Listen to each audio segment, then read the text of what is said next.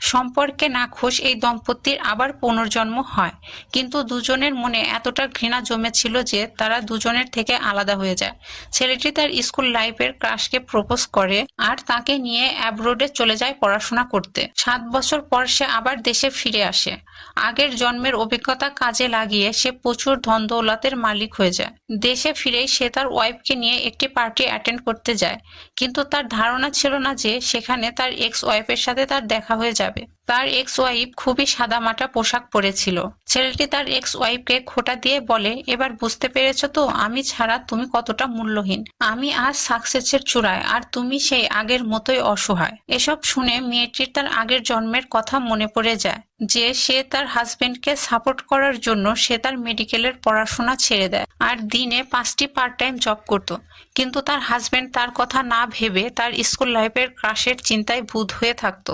ছেলেটি ক্রাশের ছবি দেখে ভাবে, যদি আর একবার সুযোগ পেতাম তবে আমি তোমাকে বেছে নিতাম।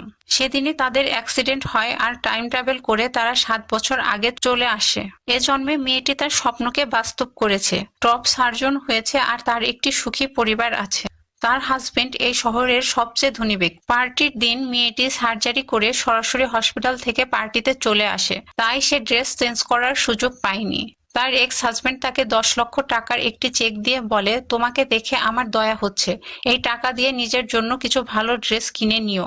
ছেলেটি তখনও জানতো না যে শহরের সবচেয়ে ধনী বিজনেসম্যান মেয়েটির হাজবেন্ড।